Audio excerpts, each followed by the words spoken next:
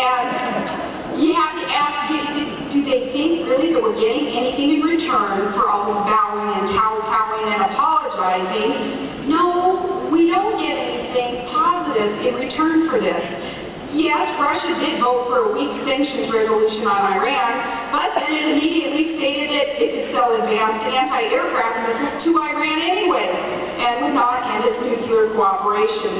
That's just all okay. And in response to North Korea's unprovoked sinking of a South Korean Navy ship, China warned us not to participate in military exercises with our own ally. So, while President Obama lets America get pushed around by the likes of Russia and China, our allies are left to wonder about the value of an alliance with our country anymore. They're asking, what is it worth? It has led one prominent Czech official to call Obama's foreign policy, this is kind of harsh, but the Czech official did call it enemy-centric. And this enemy-centric approach has real consequences. It not only baffles our allies, but it worries them. When coupled with less defense spending, it signals to the world that, well, maybe we can no longer be counted on and that we have other priorities than being the world leader that keeps the peace and provides security in places like Europe and Asia and throughout the world. They ask, are we still that shining city on a hill? They wonder. Together with this perceived enemy-centric foreign policy, we see a lessening of the long bipartisan tradition of speaking out for human rights and for democracy and freedom. You have to ask yourself, what is going on? The White House said that, well, we're not going to raise human rights issues with China because, quote, we pretty much know what they're going to say. Democracy promotion programs have been cut. Support for the brave Iranians protesting their corrupt government was not forthcoming because President Obama would rather try to cut a deal with their oppressors. See, when the world's dictators see the United States seeming to be unconcerned with human rights and political freedom, they breathe a sigh of relief, and they know that they have a free hand then to repress the people in their countries.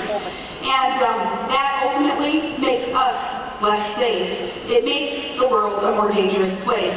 This goes against the very ideals on which our republic was founded.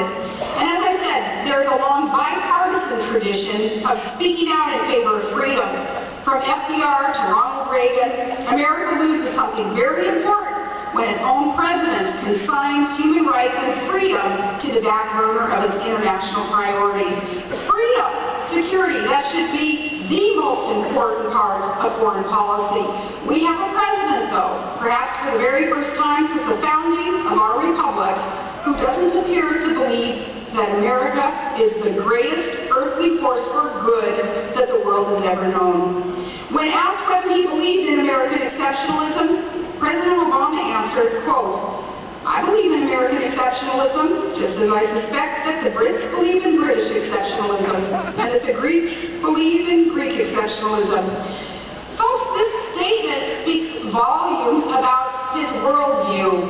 He sees nothing unique, really nothing unique in the American experience of our founding fathers and mothers and our history over the past 2.5 centuries.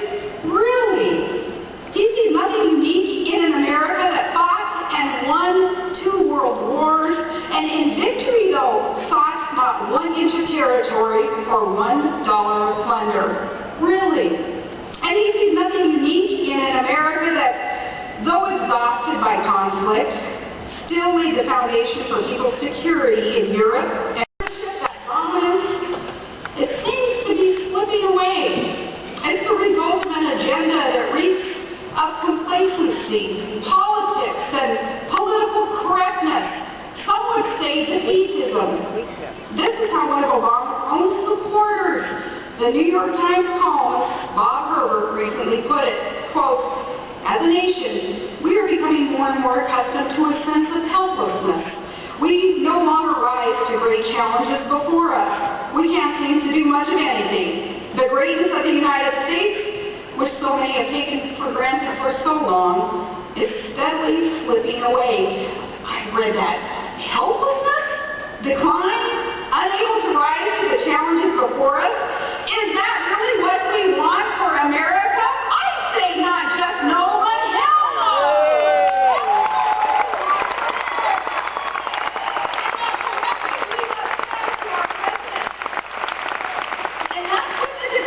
freedom and the bowing and kowtowing and the apologizing. Enough.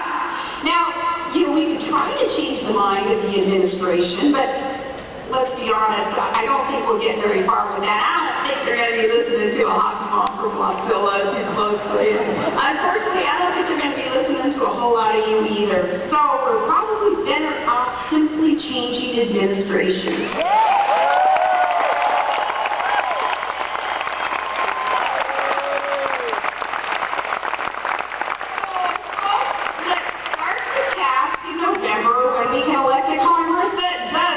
Priorities straight, less spending, lower taxes, and a strong defense, peace through strength. And what we started November 2010, let's finish it off November 2012. And I know here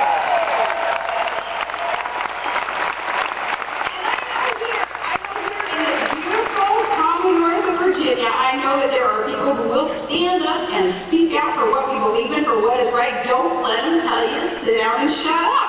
We will endure and we will come out stronger because that's what we always do.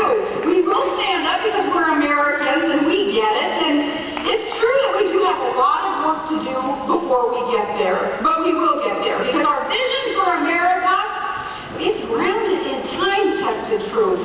Our vision for America, that the belief that government that governs least governs best.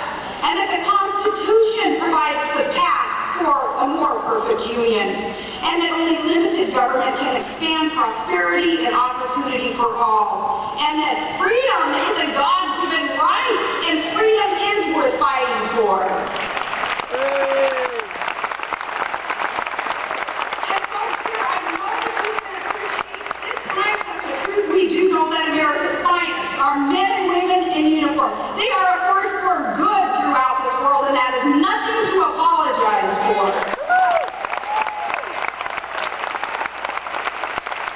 We still believe that America is that shining city on a hill, and that we still are the abiding alternative to tyranny. And yes, we do know that our best days are yet to come. So I ask you to not give up the fight. Take my dad's advice. When he tells me, when he reads something about me in the news, and he wants to defend his daughter, but he knows he needs to zip his lip, otherwise you're going to write something bad about him too. He always reminds me that don't let him get you down. It's an old Latin term. Illegitimize uncarborundum. Don't let the bastards get you down. Don't let him.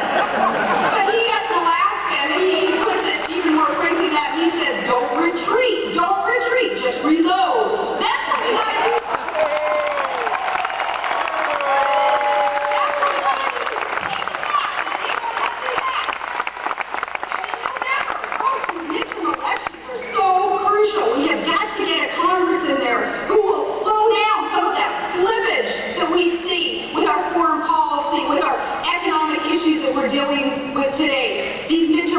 Are so extremely important. So hang in there, folks. Keep the faith, please. Don't ever retreat. Reload. God bless you, Virginia.